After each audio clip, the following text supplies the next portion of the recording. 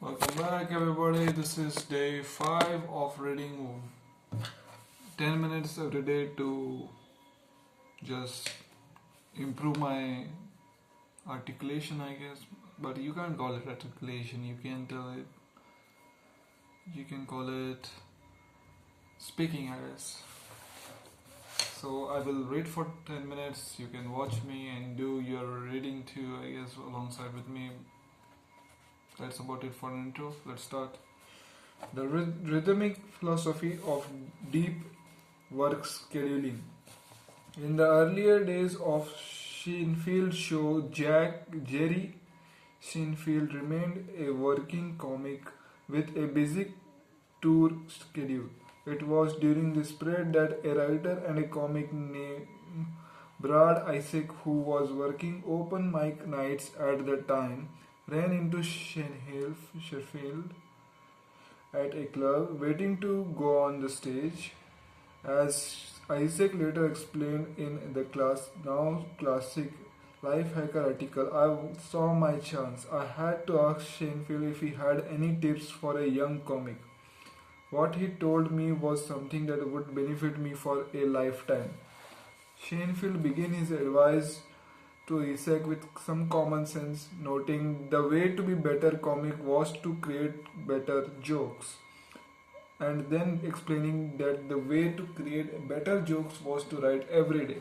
Seinfeld continued by describing a specific technique he used to help maintain this discipline. He keeps a calendar on his wall. Every day that he writes a joke, he crosses out the day on the calendar with a big red X. After a few days, you will have a chain.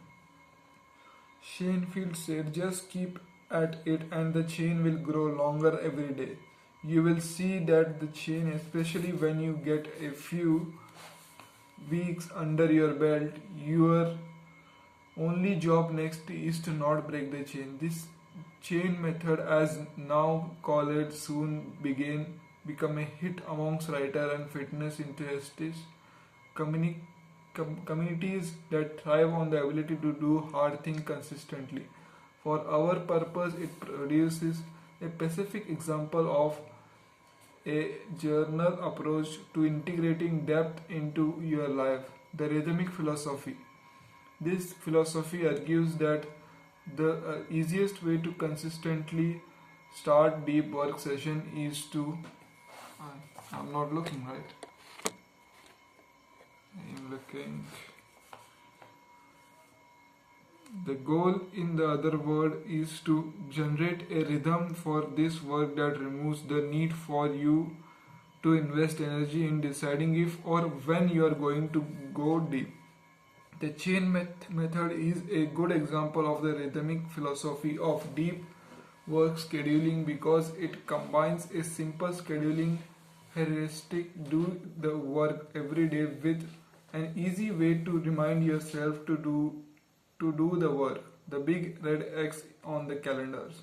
Another common way to implement the rhythmic philosophy is to replace the visual aid of the chain method with a set starting time that you see every day for deep work, in much the same way that maintaining visual indications for your work progress can reduce the barrier to enter for going deep.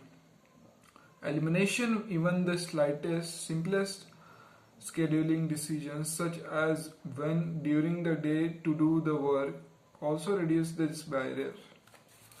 Consider the example of Brian, the busy doctoral candidate I introduced in the opening of this strategy. The chapel adopted the rhythmic philosophy of deep work scheduling out of necessity. Around the time that he was ramping up his dissertation writing, he was offered a full-time job at a center on the campus where he was a student. Professionally, this was a good opportunity and Chapel was happy to accept it, but academically, A full-time job, especially when coupled with the recent arrival of Chapel's first child, made it difficult to find the depth needed to write these thesis chapters. Chapel began by attempting a vague commitment to the deep work. He made a rule that deep work needed to happen in 90 minutes chunks, recognizing correctly that it takes time to ease into a state of concentration, and he decided that he would try to schedule these chunks in an ad hoc manner. Whenever appropriate openings in his schedule arose, not surprisingly, this strategy did not yield much productivity. In discussion board, the Chapel had attended the year before, he managed to produce a full thesis chapter in a single week of rigorous deep work. After he accepted his full-time job, he managed to produce only a single additional chapter in the entire first year he was working.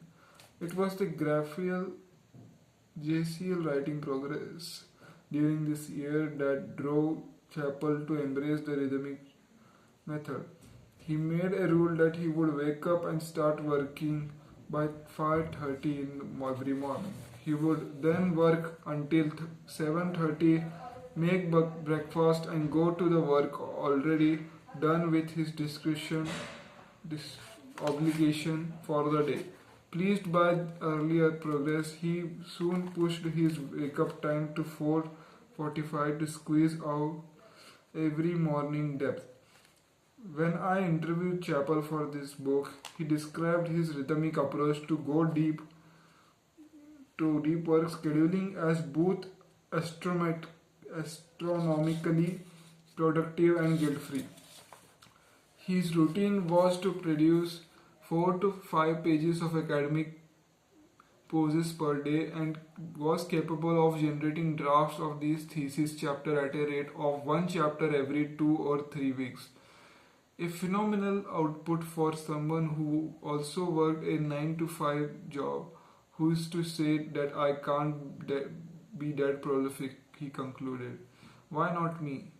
The rhythmic philosophy provides an interesting contrast to the bipodal philosophy. It perhaps fails to achieve the most intense level of deep thinking sought in the day-long concentration session favored by the bimodalist. The trade-off, however, is this approach betters with the reality of human nature by supporting deep work with the rock-solid routines that makes sure a little bit gets done on a regular basis. The rhythmic scheduler will often log a larger total number of deep work per year. The decision between rhythmic and bimodal can come down to your self-control in such scheduling matters. If you are Carl Jung and are engaged in an intellectual dogfight with Sigmund Freud supporters, you will likely have no trouble recognizing the importance of finding time to focus on your idea.